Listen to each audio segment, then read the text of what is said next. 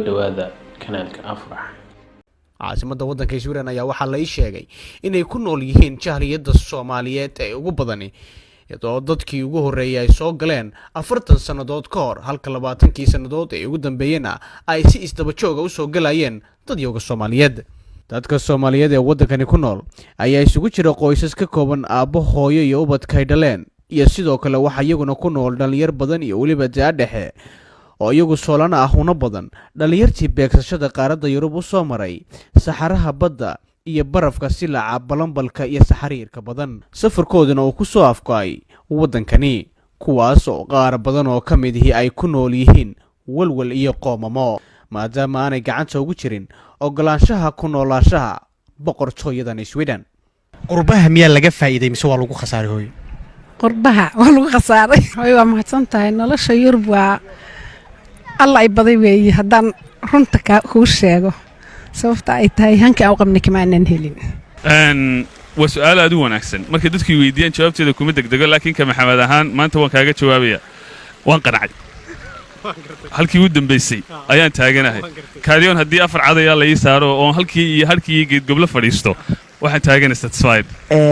wallaahi inta badan waa nolosha waa plus minus, marka minus aan ku jirnaa. marka ma garanaysaa waxaan wax dhex yaal ma ogta stress ah kugu dhacay. aniga hadda you can't believe haddaan maanta helay wax igu celiyo meesha ka imaaday, wallaahi waa ku noqon lahaa because I missing cilmahaygii, ciyaalkaygii, xaaskaygii.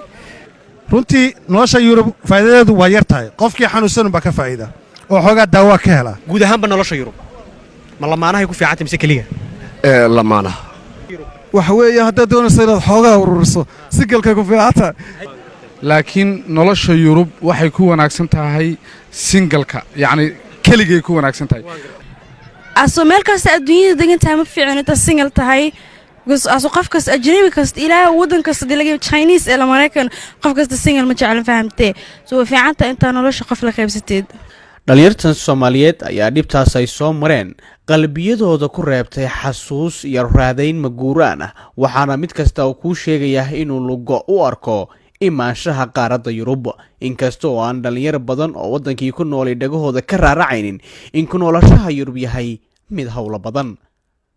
dhinaca nolosha guud ee waddankani Sweden ayaa la sheegay inay tahay mid u wanaagsan qoysaska wada nool ee isqaba ee carruurta leh, iyadoo dhinaca isdhexgalka bulshada iyo dhanka ganacsigooduna aanu ahayn mid liita, iyadoo aan la odhan karin waxa ay la mid yihiin meelo kale oo ka mid ah qaaradda Yurub oo ay ku nool yihiin dadyoga Soomaaliyeed. Soomaalida ku nool waddankani Sweden ayaa xilliga xagaaga waxay nasiib u yeesheen in waddankooda lagu qabto cayaaraha kubadda cagta oo ay ku loolamaan kooxo Soomaaliyeed oo isaga yimaada wadamo badan oo ka mid ah Yurub. sidoo kale waxa iyagana lagu qabtaa muctamarka oo ay isugu yimaadaan shuyuukhda waaweyn ee Soomaaliyeed oo halkaasi ka jeediya maxaadirooyin inta badan khuseeya nolosha Yurub si aadan ay uga faa'iideystaan dadka Soomaaliyeed oo isaga yimaada waddankan Sweden tuulooyinkiisa iyo waliba wadamada kale ku hareeraysan. Maxamed Triig, Hon Cable TV, caasimada waddanka Sweden ee Stockholm.